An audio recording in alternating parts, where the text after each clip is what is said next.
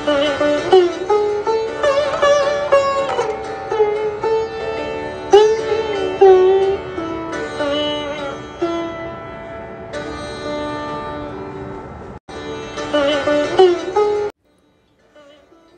গম্ভীরানন্দজির পাবন স্মৃতি। স্বামী রীতানন্দ। পত্রিকার ৩২তম বর্ষ, দ্বিতীয় সংখ্যা। অনন্ত ভাবময় শ্রীরামকৃষ্ণ। মন বুদ্ধিতে সেই ভাবের কল্পনা যতটা সম্ভব তাকেই বলা হয় শ্রীরামকৃষ্ণ ভাবাদর্শ।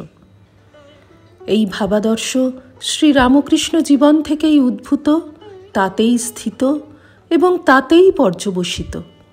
সেই ভাবালোকে যে জীবনটি যত নিষ্ণাত, সেই জীবন ততই শ্রীরামকৃষ্ণ মুষায় দ্রুত। সেই জীবনগুলি রামকৃষ্ণ ভাবাদর্শের বাস্তব নজির। এই ধরনের ব্যক্তিচরিত্রই পরবর্তীকালের জনমনে ভাবাদর্শকে পরম্পরাক্রমে প্রবাহিত করে থাকে।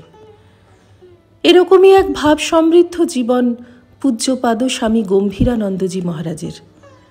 তাঁকে মনে পড়ার কিছু কথা কালি কলমে ব্যক্ত করছি।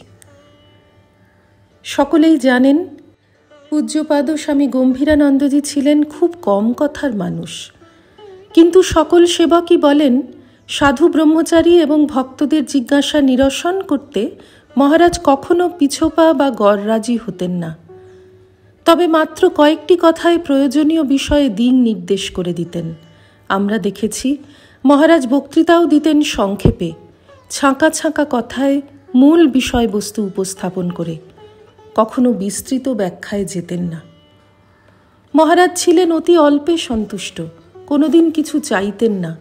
প্রয়োজনে লাগতো এরকম জিনিসও অতিরিক্ত নিতেন না, বলতেন আমার প্রয়োজন নেই।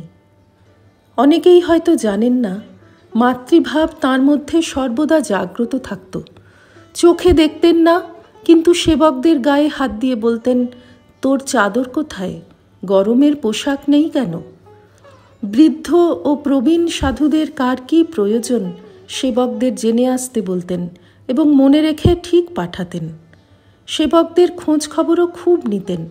কারো গলা একটু বসা মনে হলেই বলতেন, তোর যে সর্দি হয়েছে, তুই যা বিশ্রাম নে, তোর জল ঘাঁটতে হবে না। এরকম ছিল তাঁর নজর।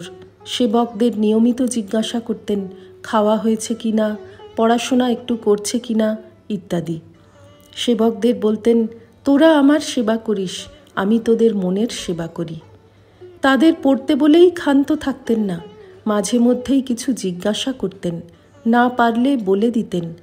কখনো সামান্য আলোচনা করতেন, যাতে সেবকদের মনে না লাগে বড় মিষ্টি করে বলতেন, তোদের সঙ্গে আলোচনা করলে আমারও স্মরণ মনন হয়ে যায়। শিবরাত্রি, কালী পূজার রাত্রি ইত্যাদিতে সেবকদের মন্দিরে যেতে বলতেন।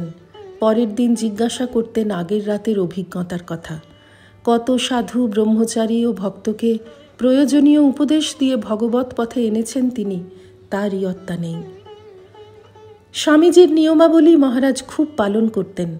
তার জন্য কঠোর হতেও দ্বিধা করতেন না। যে সব অভিযোগ বড় আকারের নয় অথবা সংশোধনযোগ্য, সেগুলি নিয়ে মহারাজ মাথা ঘামাতেন না বলে অনেক অভিযোগকারীর মনে হতো। তাই তাঁরা সেগুলির পুনরাবৃত্তি করলে মহারাজ বলতেন, শুনেছি তো। তাতেও অভিযোগকারী সন্তুষ্ট না হলে বলতেন, আমার সেবকরাও তো এসব করে, তাহলে ওদের আমি কি করব? তখন অন্যেরা নিশ্চুপ হয়ে যেতেন। শ্রী রামকৃষ্ণার্পণমস্তু।